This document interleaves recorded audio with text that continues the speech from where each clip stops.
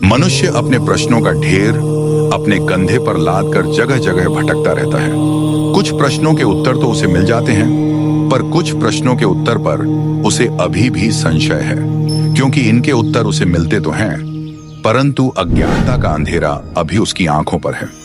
मानव अपनी दिनचर्या में प्रतिदिन बहुत कुछ देखता व सुनता है, लेकिन उसे समझकर अपने जीवन में ढालने में वह असफल रहता है। ऐसा ही एक प्रश्न बहुत से व्यक्तियों की विडंबना बना हुआ है कि पुनर्जन्म क्या है और हमें पुनर्जन्म की स्मृतियां याद क्यों नहीं रहती। श्रीमद् भगवत पुराण के अनुसार जो कुछ भी इस विषय में बताया गया है वह सब हम आपके समक्ष प्रस्तुत करेंगे। कृपया वीडियो को शेयर करें एवं सत्य सनातन कथा चैनल को सब्सक्राइब अवश्य करें। अधिक समय न लेते हुए चलिए आरंभ करते हैं। पुनर्जन्म से जुड़ा विषय जितना रोचक लगता है उतना ही यह रहस्यमय भी है। अगर किसी व्यक्ति से यह पूछा जाए कि क्या उसे उसका पिछला जन्म याद है, तो अधिकतर व्यक्तियों का उत्तर नहीं ही होगा।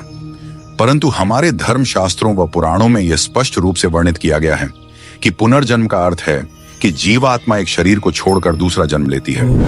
महाभारत युद्ध के दौरान भगवान श्री कृष्ण अर्जुन से कहते हैं कि हे कुंती नंदन, तेरे और मेरे कई जन्म हो चुके हैं, बस अंतर यह है कि मुझे मेरे सारे जन्म याद है लेकिन तुम्हें नहीं।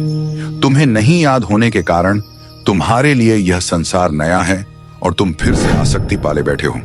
वासांसी जीर्णानि यथा विहाय नवाणि गृह्णाति नरोपराणि तथा शरीराणि विहाय जीर्णा न्यन्याणि संयाति नवाणि देहि। इसका भावार्थ है कि जैसे मनुष्य पुराने वस्त्रों को त्याग कर दूसरे नए वस्त्रों को ग्रहण करता है, वैसे ही जीवात्मा पुराने शरीर को त्याग कर दूसरे नए शरीर को प्राप्त होती है।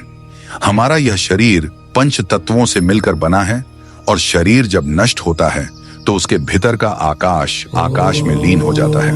केवल राख जो भूमि का हिस्सा है, इसके बाद में जो कुछ बचा है वह केवल आत्मा है। आत्मा कभी नहीं मरती। सनातन संस्कृति के अनुसार मनुष्य का मूल स्वरूप आत्मा है। पुनर्जन्म की अवधारणा कर्म पर ही निर्भर करती है, अर्थात जैसे आपके कर्म होंगे वैसा ही आपको जन्म मिलेगा। यही प्रकृति का नियम है। यह जन्म और मृत्यु का चक्र सदैव चलता रहता है और यह तब तक नहीं रुकता जब तक आत्मा परमात्मा में मिल नहीं जाती। जन्म और मृत्यु के बीच में जीवन माना गया है, लेकिन जीवन तो मृत्यु के बाद भी रहता है। जन्म और मृत्यु के बीच जो सबसे बड़ी चुनौती है वह आत्मा है। आत्मा शरीर में है तो संसार है, और अगर आत्मा ने शरीर को छोड़ दिया तो पारलौकिक संसार है।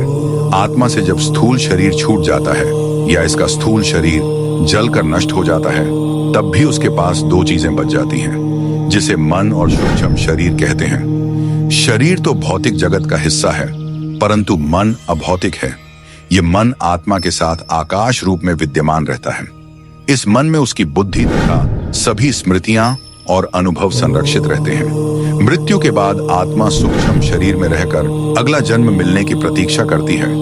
इस प्रतीक्षा में कुछ आत्मा भूत बनकर भटकती है, तो कुछ गहरी निद्रा की अवस्था में रहती है, कुछ पितृलोक चली जाती है और कुछ देवलोक।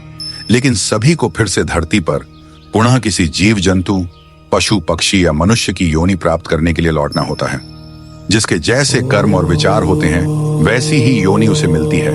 जन्म मृत्यु और फिर से जन्म, यह चक्र तब तक चलता रहता है जब तक कि आत्मा मोक्ष प्राप्त न कर ले। कर्म और पुनर्जन्म एक दूसरे से जुड़े हुए हैं। कर्मों के फल के भोग के लिए ही तथा पुनर्जन्म के कारण फिर नए कर्म करने का अवसर मिलता है। आपको यह भी जानना चाहिए कि आत्मा मृत्यु के तुरंत बाद नया जन्म नहीं लेती है।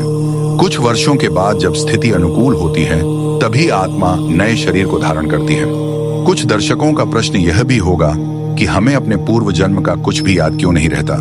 इस विषय में भी पुराणों में स्पष्ट रूप से वर्णित किया गया है कि जब तक शिशु मां के गर्भ में रहता है तब तक उसे अपना पिछला जन्म याद रहता है, परंतु गर्भ में होने वाली पीड़ा व दुख से शिशु अत्यंत भयभीत हो जाता है और उसकी पिछली सभी स्मृतियां नष्ट हो जाती हैं। माता के गर्भ से अलग होते समय होने वाली पीड़ा से शिशु पूर्ण रूप से ज्ञान रहित हो जाता है और वह इस सांसारिक मोह में आकर जोर जोर से रोने लगता है।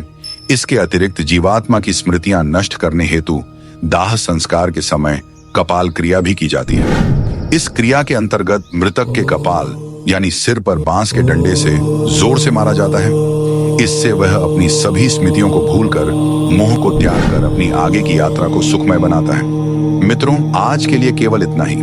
जाने से पूर्व वीडियो को लाइक करें और चैनल को सब्सक्राइब अवश्य करें।